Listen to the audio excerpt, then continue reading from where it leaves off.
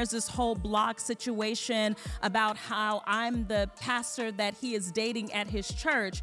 I mean, and they absolutely drug me, and it wasn't even me. The person came back out and said that it was her, but at that point at that point in time, it didn't matter that it was her. I was the salacious part of the story. Right. I told the Lord that if he gave me an opportunity to steward love again in the marriage space, that I would honor him by honoring my husband. And so it's much more than just, oh, I want to get married. It's really about God placing the heart of a man in your hands.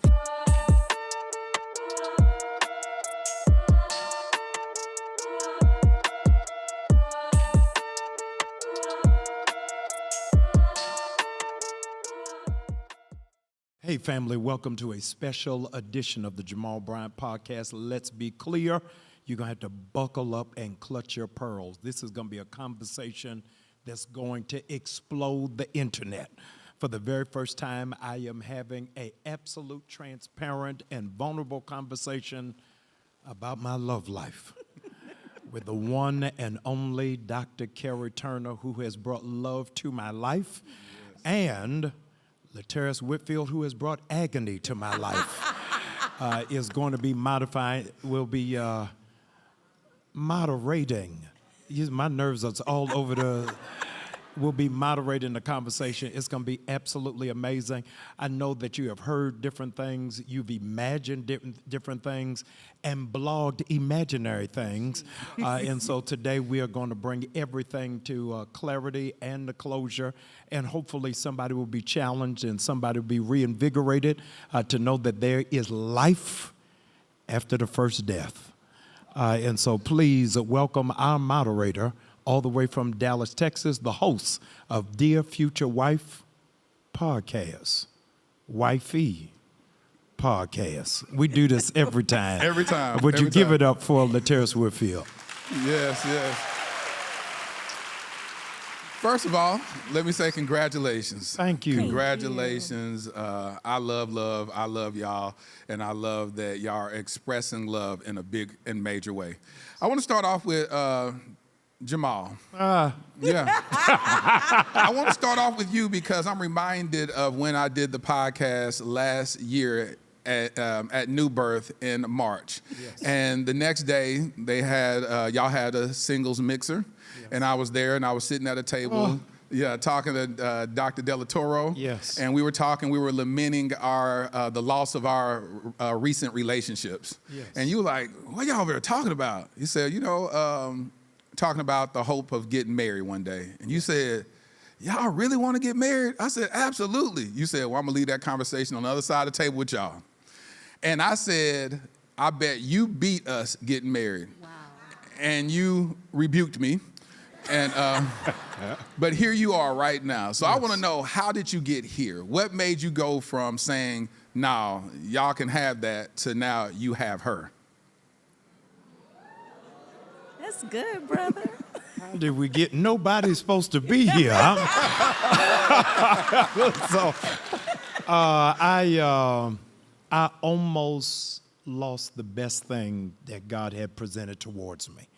My sister is here, and so after this, I'm going to lay on this same couch and have therapy just to walk through it. Dr. Karri represented everything I ran from in my adult life. I did not want a woman in ministry. I didn't want no preacher. I didn't want nobody strong-willed. I didn't want anybody overly opinionated. The old adage is that girls marry their fathers and boys marry their mothers. Yep. I saw my mother 50 feet away and said, no way in the world is this going to happen to me. And the more I fought it, the more I was losing. And Sade gave the soundtrack, Love is Stronger Than Pride. So I had to put my pride aside and realize that this was not happenstance or circumstance. This was providence. And I was grateful that God gave me another opportunity. I did good? Yeah. Okay. So, Karri, when he said he almost lost you, what did that look like? What did that look like? What did almost losing you look like? Hey. I want to interject. I want to interject before she gives her side of the story. Okay. I'm just going to say one thing. Okay. I'm going to say one thing and I'm going to yield to her. This is the very first woman in my life to ever block me. Did. She didn't block you, did she? Oh, Surely She blocked did. you? oh yeah. Listen, Laterras, on everything Email? Except the church email. except the church email. we that got I to get knew- the Lord's work done. Listen, but that's that the only way you can communicate with me. Listen, and I knew HR was reading. Praise the Lord, Pastor Karri. If you can, please call me. So, yes, I'll go back to, I didn't mean to interject on the question, but go ahead. She blocked you on everything. So, Everything. Karri, you blocked him on everything. Why? Ah.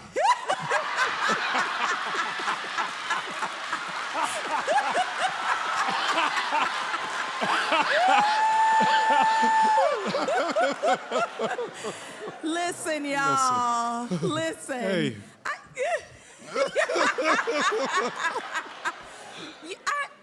I blocked him on everything because, so he to me has this alter ego. I don't think he has them anymore, called J-Rock.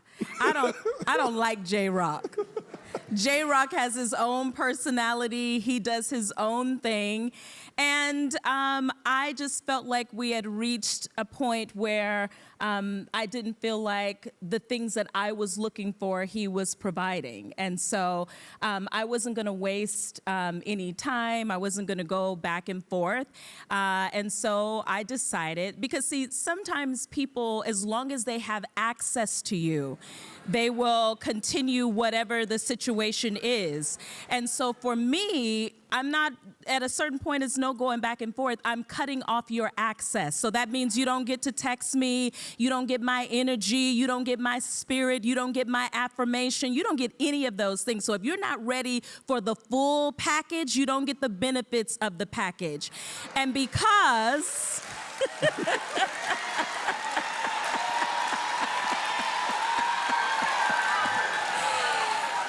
And because, let me say this, because he is who he is not, can I just, maybe he'll You say here. something You are different, here. You but here. I didn't feel like he was accustomed to people telling him no. Right. He wasn't accustomed to people drawing a line in the sand. And while I think that he is the most brilliant man on the planet, there is nobody smarter than him to me. He is all of the things. You can be all of the things, but I didn't care about who he was in public space. I cared about how he treated me in private space. So you can have all the anointing in the world on these other days, but when you get off of that stage, how am I feeling and how am I being treated? So there were some things that I felt like he was a little slow on. He was dragging his little feet on. So you want to drag your feet? Then let's cut that access off for a little while. And that's what I did. So I said, the work of the Lord always has to get done. At the time, we were still working together. So I said, when it has something to do with work or business, by all means, you can email me. But there is no other reason for us to be able to communicate outside of that.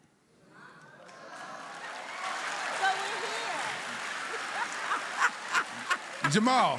Yes. So how did you feel when she did that? When she made a power move? How did you feel when she did that? Offended. Yeah, you know, I was like, I'm Rick James. Therein lies the problem, right there.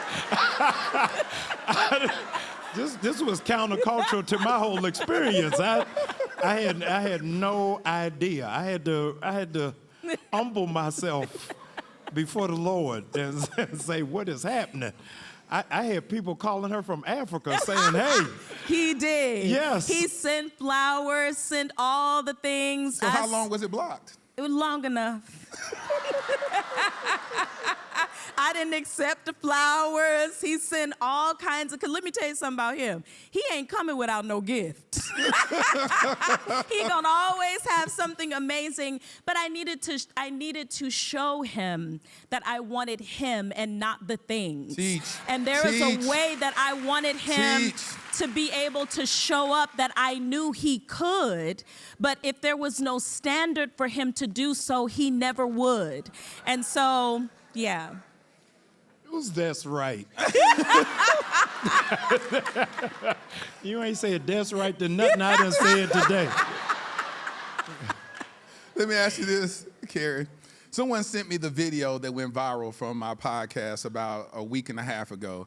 On Facebook, it generated over 7 million views. And every time someone posts that video where you just snapped on stage, it just goes viral. Was he the catalyst and the muse of that video where you said, give me clarity? Oh, yes. Yeah, were y'all dating at the time where you were, were you speaking to him in that video that went viral?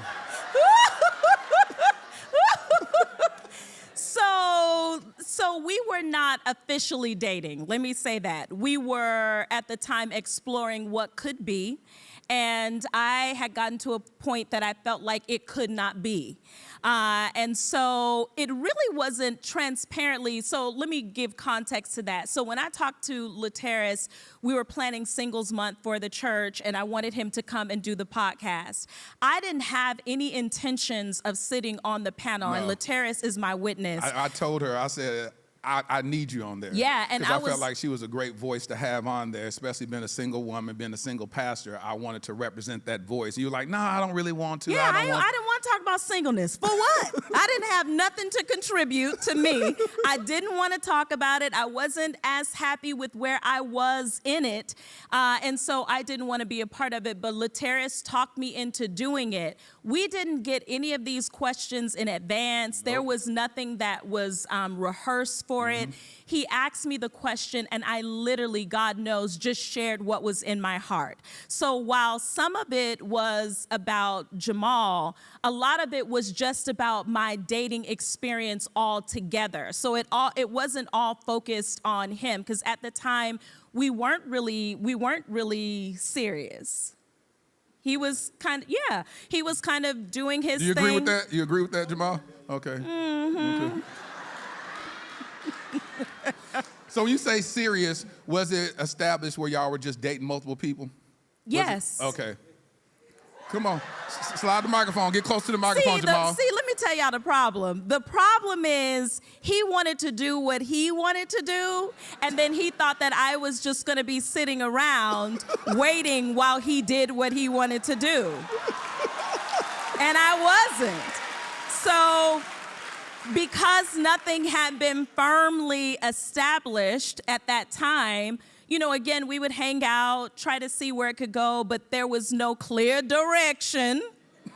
So that's where we were. So what would you like to say about that, Jamal? No, it's all true. It's all true. No, it was, I'm a member of Kappa Alpha Psi Fraternity Incorporated. But no, I'm saying that for a reason. Karri Turner is a pledge master. It's illegal at every HBCU. The amount of hazing that Karri put me through without a paddle. But no, all of that is true. I don't have anything else to offer to that. Thank you all for coming out this afternoon. This has been great.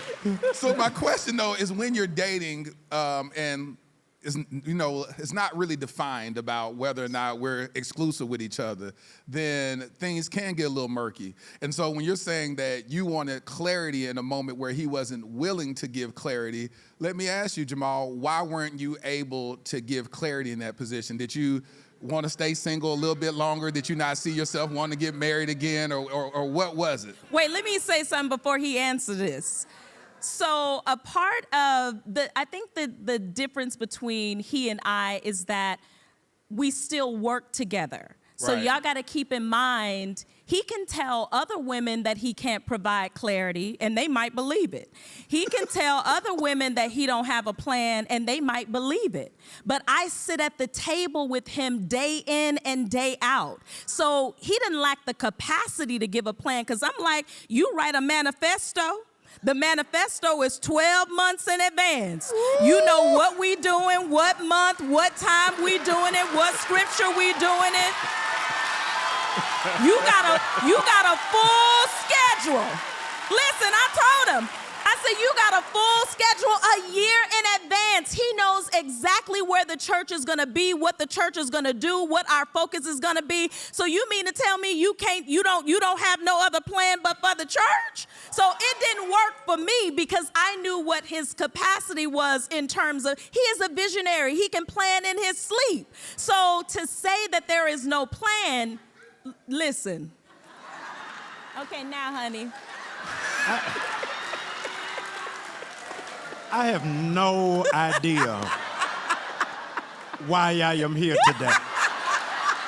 You should have just done a one-on-one conversation with Dr. Karri and let me give closing remarks and reflection.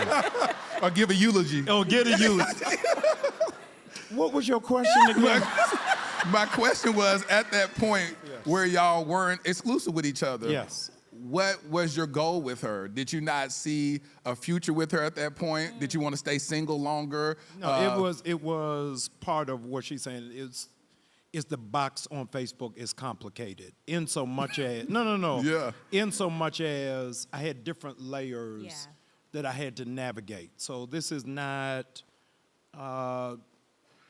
I'm dating Susan from Chicago. Yeah. So I had to have the layers of every time I go out, it's a risk. Yes. Yeah, I mean, let's put it in the context. Yeah.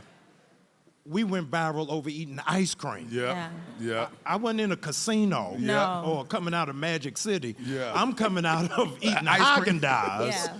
And the fact that I was seen eating ice cream was 3 million views. Yeah.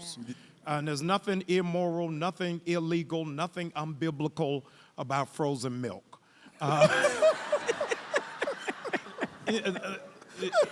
Yeah. Really. So you had that one level. Then the other level is trying to find the demarcation of valuing who it is that I'm working with. Yeah. And if this goes south, the whole village is going to be burned down.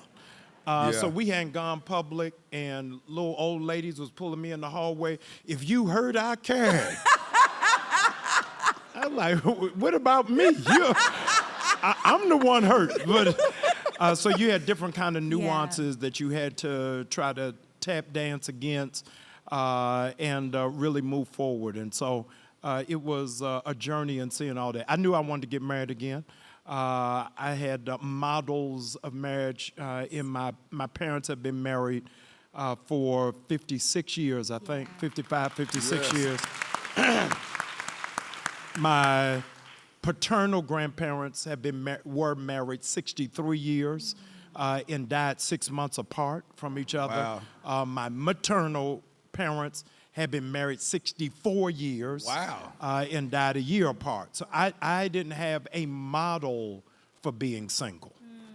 I had a model for marriage. But I had to process my self-blame and absence of forgiveness of self from the first marriage. That part. And so I had eyes wide shut. It's one thing when I got married initially at 28. So at 28, we're going to build it together. We ain't got nothing. We're going to pick it up from the mud. Yeah. That wasn't my testimony. Yeah. Now I got different stuff to lose than what I had at that point. And I have my girls looking at me to see what does that look like. I've been divorced 11 years. And in those 11 years, outside of Karri, my children had only met one other person. Okay. And so I was intentional on what it is that I was going to present towards my children, how it is that was going to be packaged. And I wanted to. That's good. I was like a little kid. Forget all of them. I was scared to tell my parents Yes. Oh, yeah. Really? Oh, Yes. Why? listen, Cecilia don't pray. Let me tell you, my mother will be up 4 in the morning travailing with a tallit over a bathrobe. Yes. Just in the middle of the living room floor Yes. for God to do it. So if I even whispered something was coming in that direction, she would be on a 40-day fast at Mount Tabor. So I had to be absolutely Yes. sure, certain, and Wow. positive that that's the direction I was going in. What are the complexities of dating someone that y'all are working together in ministry with? Because I know that was a complexity when stuff went viral or whatnot about being at the ice cream parlor. It wasn't that you were just at the ice cream parlor with just some random woman, but it's a woman that is serving in ministry with you. And I always say that people deserve a level of privacy or whatnot. Like, y'all don't owe the world, all y'all business. But because y'all are in ministry together and y'all are working together, then people want to know. So my question is, was that one of the things that made it even more complex because y'all are working together and now y'all are dating? Well, I think a part of what made it complex is, let me say this, because there were a lot of rumors around how we met. So people were saying, "Oh, he brought her here from Baltimore." I never lived in Baltimore. I'm from Las Vegas. I've lived only in Las Vegas and Atlanta. And so people were like, "Oh, they've been dating since 2017." I didn't know this man in 2017. I knew of him, but I didn't know him. So my first encounter with him, my job interview wasn't even in person. My job interview was over the phone, and Robbie can vouch for that. So my first time ever even meeting him in person, I spoke to him on my first job interview on the telephone, and then the second time when I was actually hired. My first time actually meeting him was the first day that I had to start work. Our group had to start work. So there was no interaction. I didn't know him. There was no DMs, any of that kind of stuff prior to getting here. But once I got here, I felt like I didn't really have a chance because people see somebody who they feel is attractive, you're smart at a certain way. It didn't matter about my degrees. Right. It didn't matter about my years of Right. expertise. All that mattered is, oh, she cute. We think it's something he like. He must have brought her here for X, Y, and Z. Right. So I think that was a complexity of it for the both of us, because I'm a bootstrap kind of girl. Nobody has given me anything. I've Teach. worked hard my whole life. Teach.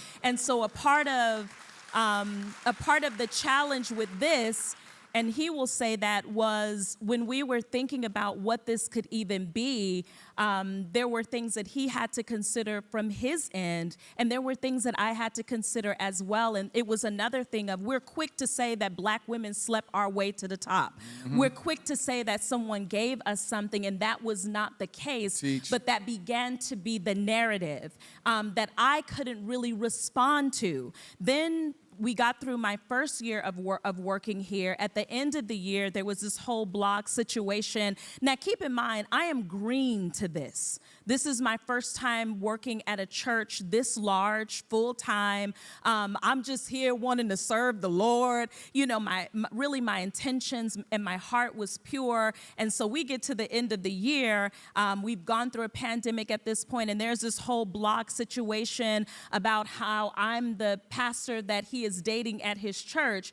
And they absolutely drug me, and it wasn't even me. The person came back out and said that it was her, but at that point at that point in time, it didn't matter that it was her. I was the salacious part of the story. Right. And so it was more interesting to drag me and to destroy my name and to do all of these things. Not that I had a history of that, not that there was anything that anybody could find on that, but I almost was just a casualty of what was happening at the time, and I couldn't even defend myself. There was nothing that I could say or anything that I could do. So I'm saying that to say that when we got to the point of earlier in the year and being at the ice cream shop, right, we're contending with those kind of narratives and a story that has already been created for us before we could even create a story for ourselves. Yes. The enemy has a way. Teach.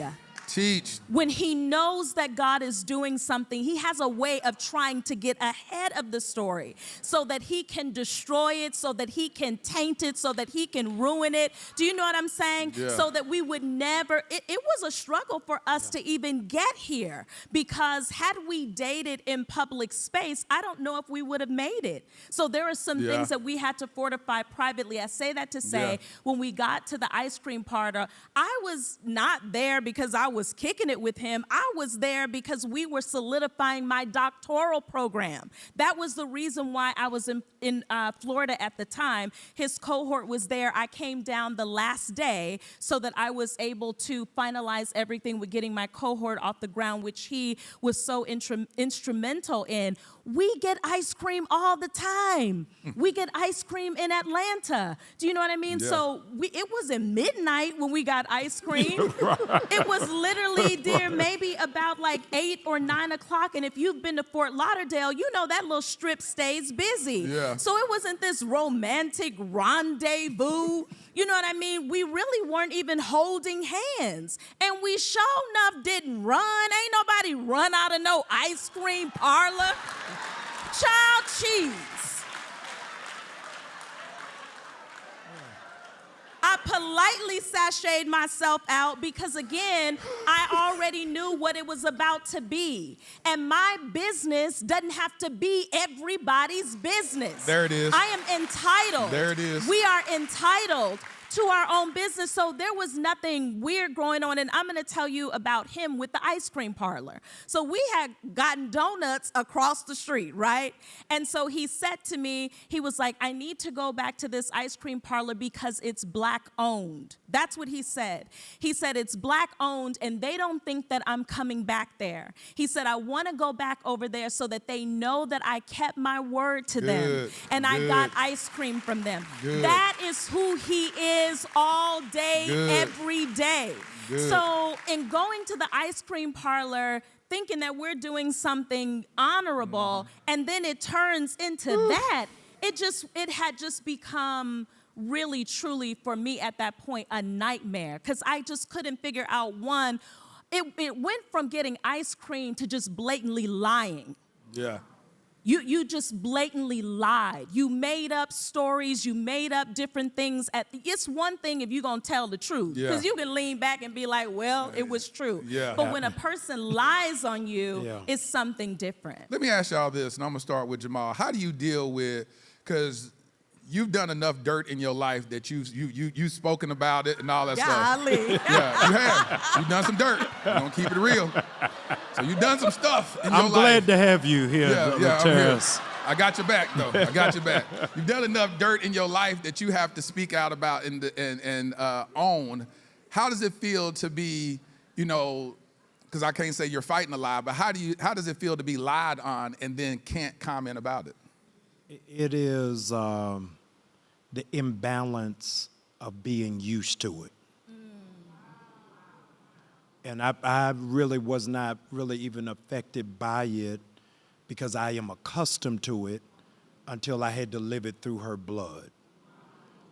So I could go on because every 3 weeks there's going to be something. And so I just ride above it. So nobody deals with, Karri, that day we didn't even get ice cream. Yeah, no. I went to go speak to the people. Yeah. Number 2, they talking about us running out. Laterras, it's a takeout. Yes. Yes. There's not one chair. Seriously, there's not one chair in the whole building. Number 3, I didn't even know who the blogger was. No. I don't even follow him. We're walking a half block, and Karri says, I think that was so-and-so. I said, who is that?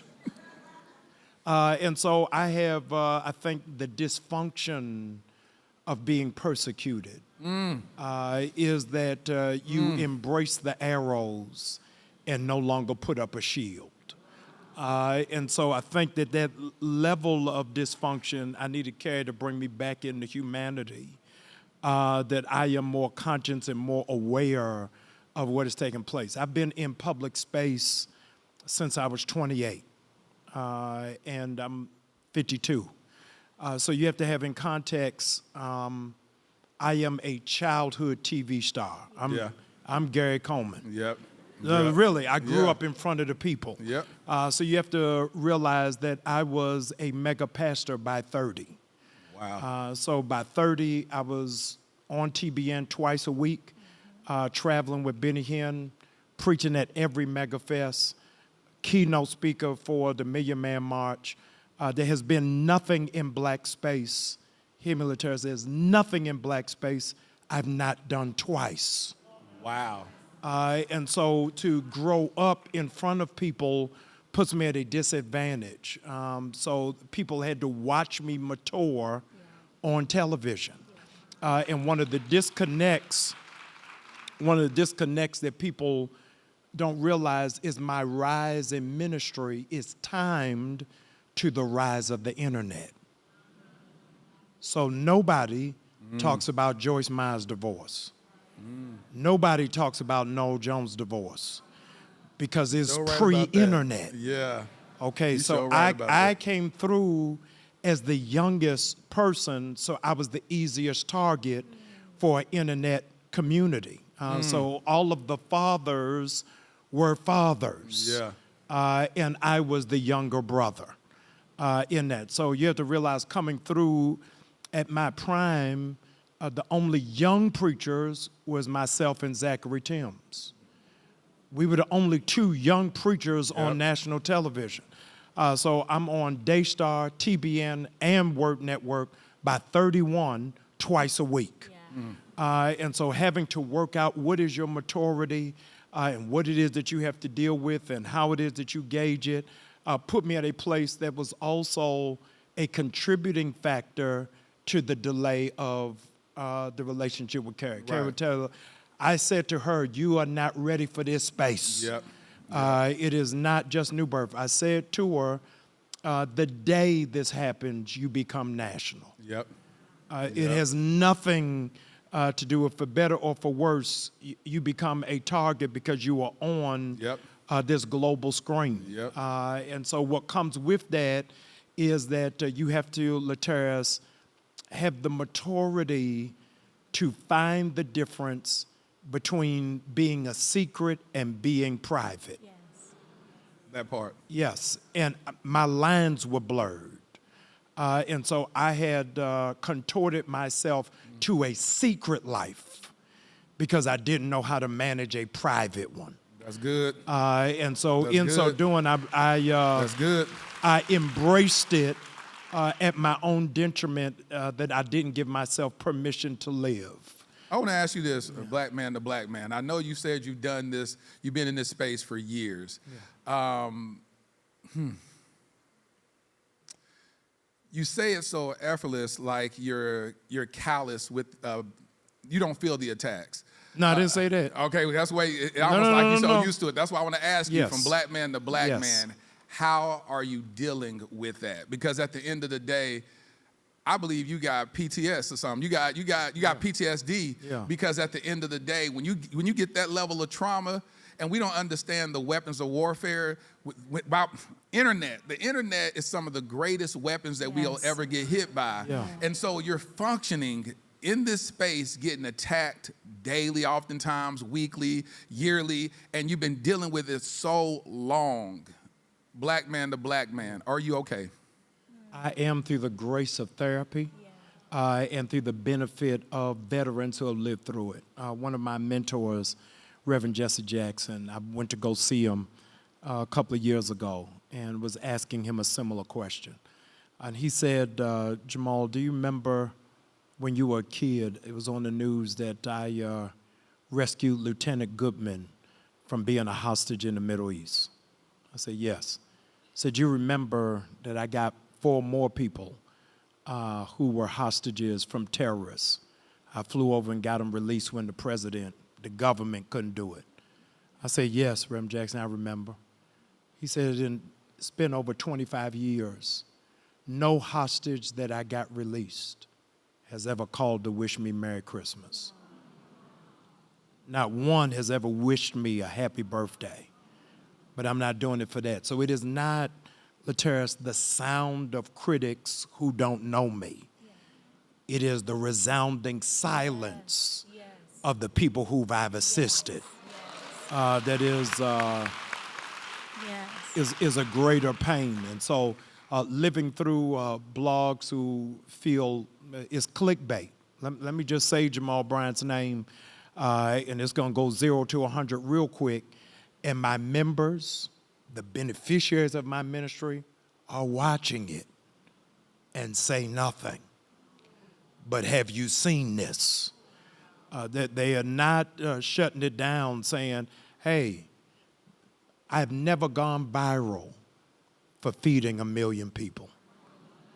There's not one blog for me sending kids to college. There is absolutely no newspaper article about pulling this church out of foreclosure. But you. That's facts. Yeah. That's facts. But 3 million people watch a story about me eating ice cream. And so the psychological warfare that'll do will really make you purify what is your intention. Really? Yes. That's what it did. Why are you doing it? And if you're doing it for affirmation, John Maxwell said, if you want to be like, sell ice cream. But the moment you put sprinkles on it, somebody's going to be allergic. And so you got to figure out at your core, why are you doing it? Who are you doing it for? And realizing that the psychological data is correct. If 8 people in this room, Lateras, walk up to you and say, man, I like that gold chain you got on. And one person walks up and say, man, why'd you wear that gold chain in here?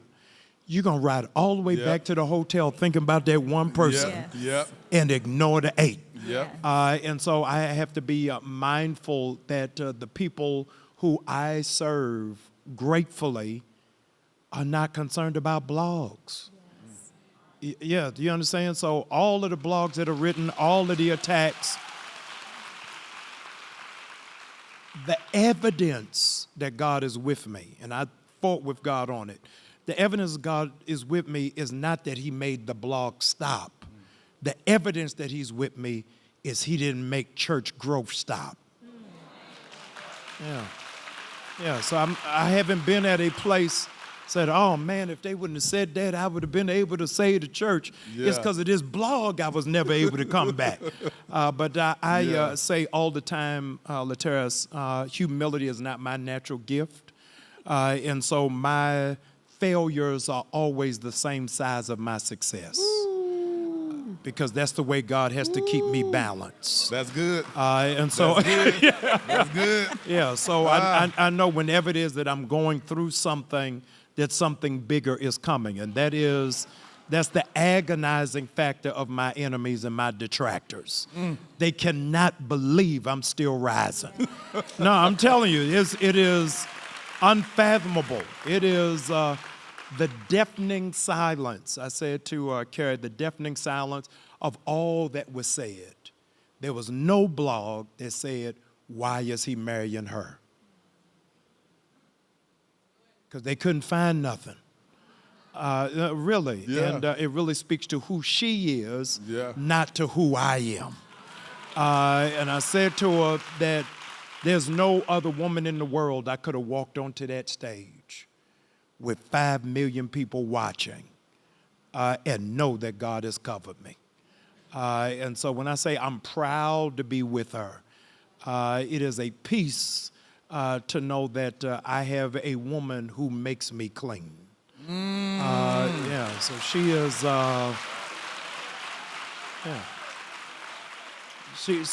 she is recycling me. So I don't have a brand manager. I don't have a publicist doing it. I have Karri's presence. So Karri's presence is the recycling factor. You know, mess me up. I'm gonna get married tomorrow. Sunday service, I'm getting married. Karri. Yes. How do you feel hearing them say that? I could just listen to him all day.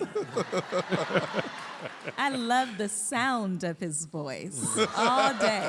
I could just listen to him. But no, he says that and it means so much to me, but it does not mean that I am perfect because I'm not. My Lord. Now, all right now. No. It does not mean that I'm perfect. But I think to me, just in hearing him say that, it's beautiful. It makes me smile. It makes me happy. It gives me joy that there is something that I bring to his life that gives him joy.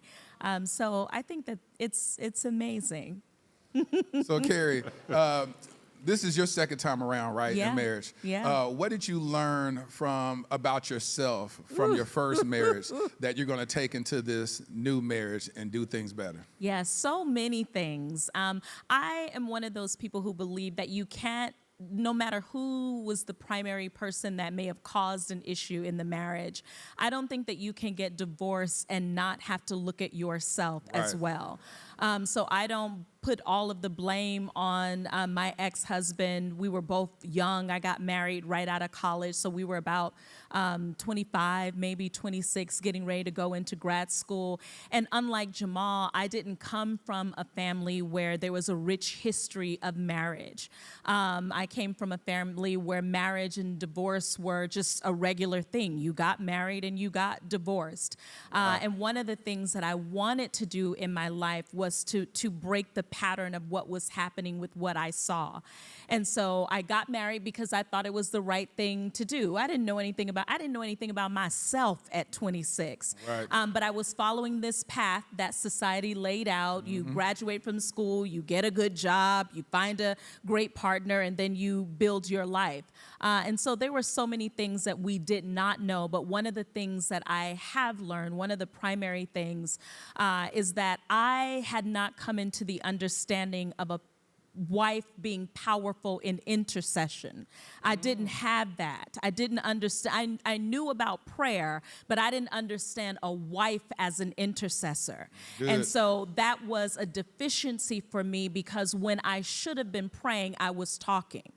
When I should have been praying, I was going back and forth. When I should have been praying, there were other ways that I was contending with what was going on in my marriage, and I didn't realize that sometimes to say nothing but to just go to God can shift the entire situation of your marriage or even your spouse. There are things, and we are not married just yet, but because I know that he is my husband, there are some things, if I've said it one time to him and maybe, he doesn't address it right away, I try not to continue to go back and forth to him now.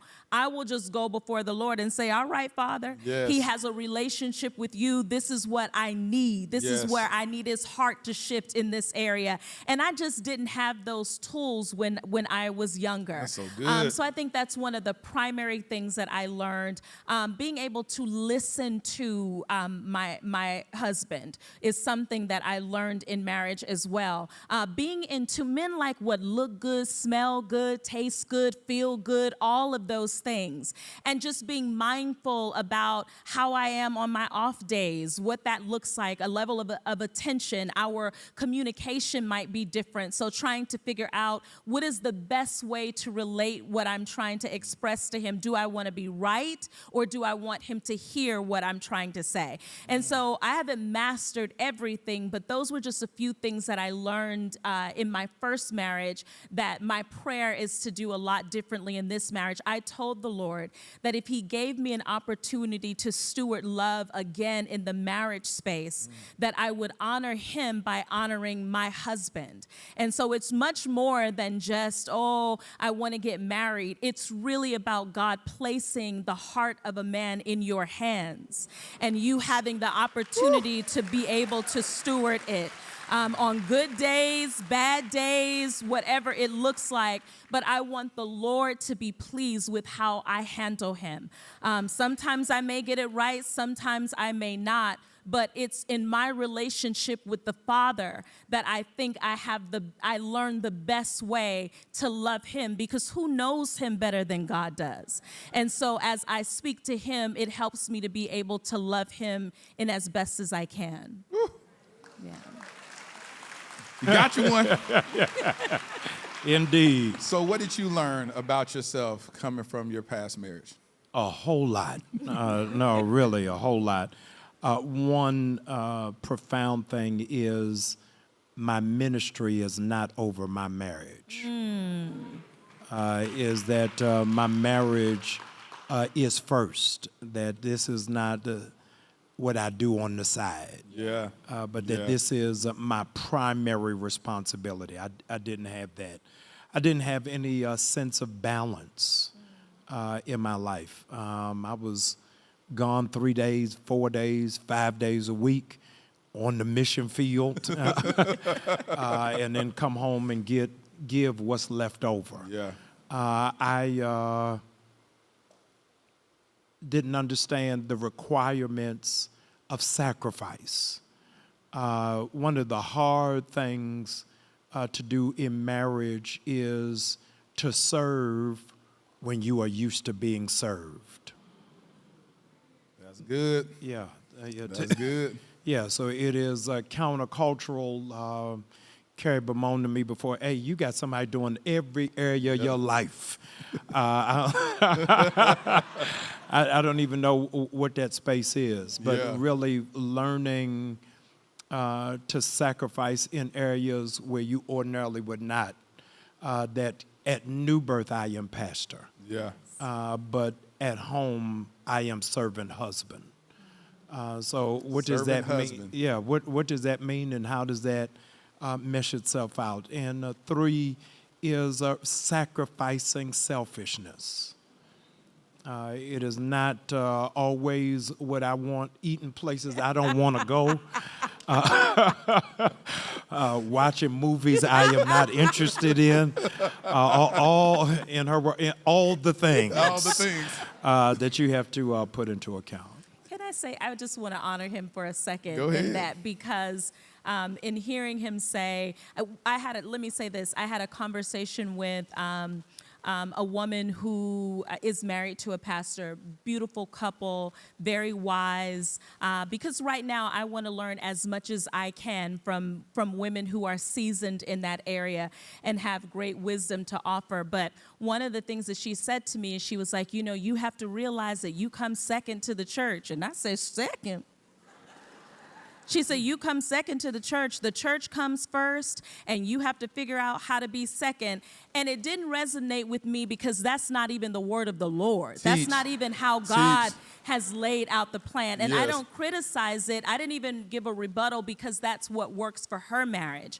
But he has modeled to me, even before marriage, he is intentional about the time we spend together. He is intentional about what our date nights look like. He is intentional about planning for us. He has said to me, because there is times where he is on the road a lot. He is literally one of the hardest working people I have ever encountered. Yeah. And so That's real. I love and admire it about him, but there are also times where I'm like, all right, now it's been 4 days. It's time to come home. But he has said to me, because I am of significance and priority to him, he has said to me, how many days is it okay for me to be gone? He was like, the boundary is after this many days, either I'm back home or you come to where I am. Yes. And he has been honorable in just doing that. And so I don't feel second to anything. I don't feel second to anything. I don't feel like I have to compete with anything. And he has just recently said to me, whoever is our friend is our friend. Yeah. If they're not friends with the both of us, then they're not just friends with That me. part. They're not just friends with you. That part. So people can't dishonor him and be loving to me. Right. They can't love me and be dishonorable to him, Facts. and vice versa. And so I think that has been the thing that, although he is saying he's learned it, I want you to know, honey, you are modeling it. You are doing it. Yes. You are doing it. She's in a good mood right now. So no, it has been a journey. It has. And part of the detraction of working together is you're exposed to things that may have to be announced at home. Yeah. So just the other week, I got hey, I'm going on tour with Kirk Franklin. I say going well. Because that's not first nature for me. If the date is open, I'm gone. And so that's a learning process and a tango Listen. I said, what you doing on the tour with Kirk Franklin? You ain't no sing. You finna go sing. Listen, you done come made an announcement and Yes. ain't said nothing. Yeah, so marriage, you get a free parole officer that's able to clock in where you are at any given time. I get everything but a urinalysis, but it's great. His traveling, and I travel some too, it does help because we do work together. So there are times where you do need that space, you do need that break, but he's like, it ain't really a break because I'm working. But so I think the travel actually gives us good balance in our relationship. Yeah. As we wrap up, are there any fears? Are there fears that you have doing this again? I'm gonna start with you, Jamal. Do you have any fears? I want to yield to Pastor No, Karri. She no. is. No, let's yield to you, man of God. No, we are doing a modified prenup that says no divorce. That this is the last train to Paris. This is it. And so we are putting in place a no failure zone. And so I want to make sure. So I don't have any fear. I say to her all the time, I'm going to be giving you ice chips. When you get out of here, I'm going to be right there next to you. How you going to be giving me ice chips? How you know I won't be giving you ice chips? I told you now. You told me what now? Yes, I'm going to be here. I'm going to be here. I have made... And I'm going to be here right next to yes, you. Yes. Yeah, so no, I don't have any fears or misgivings or insecurity about life with Karri, formerly Turner. And there it is.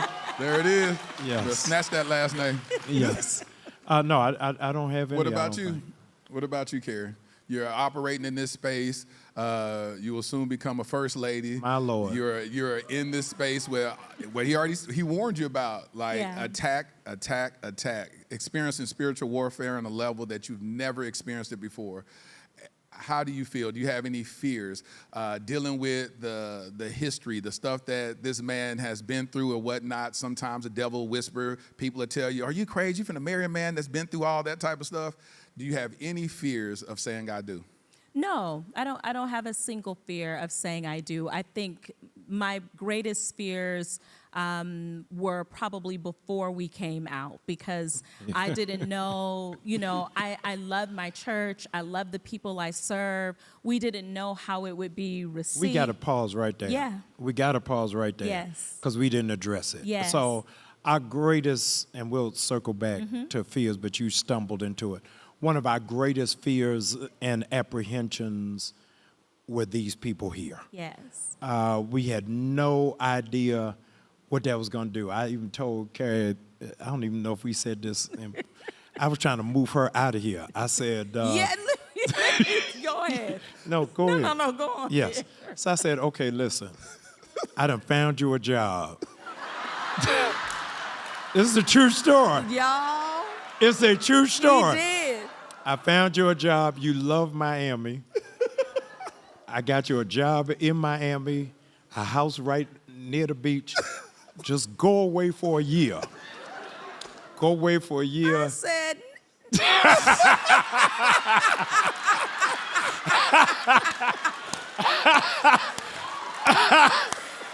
Listen, you got to be out of your mind. Yes. So we didn't know. You found her job. And Oh, found her yes. place to stay. We And found her place to stay and everything. Yes. Was it in ministry? Yes. Yes. So you found one of your pastor friends to hire her? Yes. And I said, no, Yes. that's not what Yes. the Lord told me. Yes. So let me pause. One of our greatest apprehensions before engagement was coming out to the congregation. Didn't know how that was going to mesh, what that was going to do. And I want to pause Yes. and thank God for Yes. New Birth, Yes. for how, Yes. and I'm telling you, Yes. We love y'all so much. Oh, my goodness. We were, Yes. I think we were more afraid of telling new birth than our parents. Yes. Well, let me say this. Yes. When I saw that announcement on that Sunday, and me knowing Karri, and that's my homie, and I saw her being filled and praised and adored or whatever, I knew what that meant to her. I knew what that meant to her. And I was like, wow, that is beautiful. So every demon that tries to come up and lie and say some crazy stuff, y'all have already been afforded by these accolades from New Birth. I mean, I know that's the wind beneath her wings. I know it. Yeah, it's been it great. doesn't matter. And I said to him, as long as our church family loves us, as long as our church family is with us, it doesn't matter what anybody has to say. Yeah, it doesn't matter. It doesn't matter. And even more so because I think, you know, in the process, naturally as a protector, his fear or his concern would be making sure that I am okay. And so when he said to me, I don't know if you're ready for this, this is all of the things that come along with it. You know, people say all kinds of things, but what I have consistently said to him is as long as we are good, I am good. I'm not worried about any of the outside things. I just want to make sure that we are fortified in a way because it will be we that walk through it together. So everything else is just noise. But with all that has happened, our church family has just been absolutely amazing. They have loved on us. They have cheered for us. They have just been all the things. And God couldn't have blessed us truly, truly, truly with just a better group of people to be able to serve alongside. And so we're grateful for that. Yeah. Whew. Anything y'all want to say as we close? Have y'all scheduled a date? Yes. But y'all can keep that private, right? It's before the year's over. Okay, before the year's over. Before the year's So over. it's not a secret, it's private. Yes. Yes. And so let me ask y'all this. What are y'all looking forward to the most in marriage?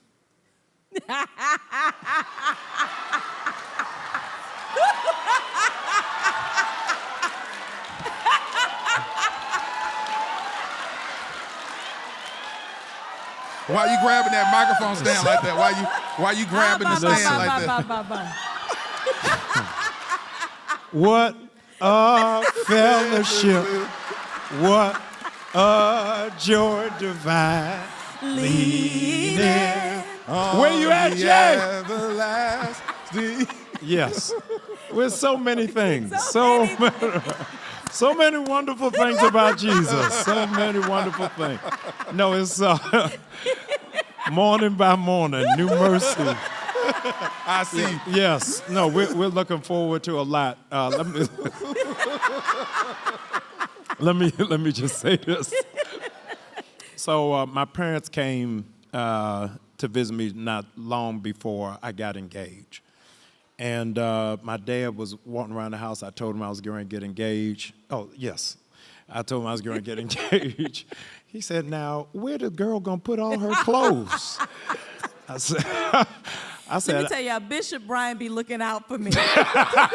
He be looking out. They both do. Oh, yes. Bishop gonna make sure I got somewhere to put my clothes. Yes. And he gonna make sure I got something to drive. Yes, he is. So I'm looking forward to clothes being in my house in every closet. No, this is it's gonna be great. I'm looking. Every day is gonna be Christmas. Every day I'm looking Christmas. forward. Yes. Unwrapping presents. What about you, Karri? Yeah, I always say it. He's just my guy. I just love being with him. Even if he need a break, I don't want him to take one. You know how you love somebody so much, you just want to be in their skin. Yeah, you know what I mean? Yeah. Like, so I feel like it's like a slumber party every day. Yeah. Just being able to, you know, be with someone that you love and travel the world and, you know, we don't have really any restrictions outside of making sure we back on Sundays and Tuesdays. Yeah. But just being able to enjoy like life. Life is so short. It's so fleeting. And, you know, the gift of being able to be around somebody that makes you happy and that makes you smile and really, you just can have a genuinely good time with. We have never had to force anything. We can talk for hours about all kinds of things. And And so there's never been anything that has been forced, or we have never made anything happen, not even our time together. He can be over there doing something, I'll be doing something else, but it's just being in each other's space. So I'm just looking forward to being in your space every day. Every day. Y'all stretch your hands towards the man of God. Listen. I never knew the need for a man cave, but I'm building me one. Yeah. No, absolutely. Listen, you said something that was interesting about, your certain preferences that you had that you went against. What preferences did you go against that you originally desired with giving him a shot?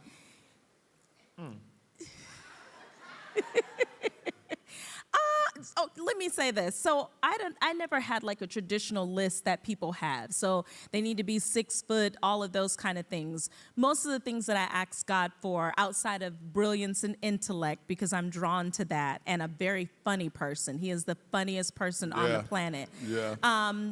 More of those things were really like character-based kind of things.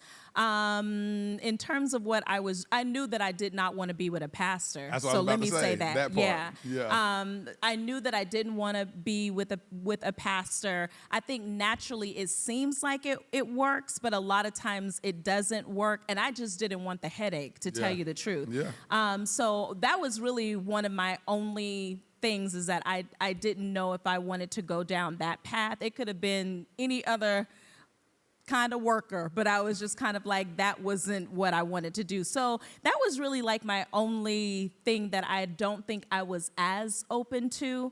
So I think that was it. What I find powerful is that that's what he said he didn't want. Yeah. That's what you said that you didn't want. And now watch how God used y'all powerfully in ministry to do great exploits that's going to change the world. Yeah. Because the very thing that we try to run away from is the very thing that God says, I see y'all keep trying to run, Jonah. I see you, you're trying to run. And that's the very thing that God is going to use, the ministry that y'all have together, that's going to impact and transform the world. Y'all give it up for him, y'all. So listen, this is the first takeover of Let's Be Clear. Make sure you subscribe to this podcast. Make sure that you share this video, like this video, and leave a comment. And let this episode blow up. And let this episode go viral for the right reason. Yes. Thank you, Laterrence. Thank you, Laterrence. I am appreciative that you all have stayed plugged in. It's been my absolute delight and pleasure to welcome my soon-to-be wife for the first time on the podcast. Yes. And my dear brother, Laterrence Whitfield, being with us. I am hopeful that you will be with us every week. We've got exciting guests, amazing conversations, and insightful revelations that I believe are going to impact and empower your life. And so until next time, do me a favor. Do not give up, because we serve a God of another chance. Thank you, and we'll see you next week.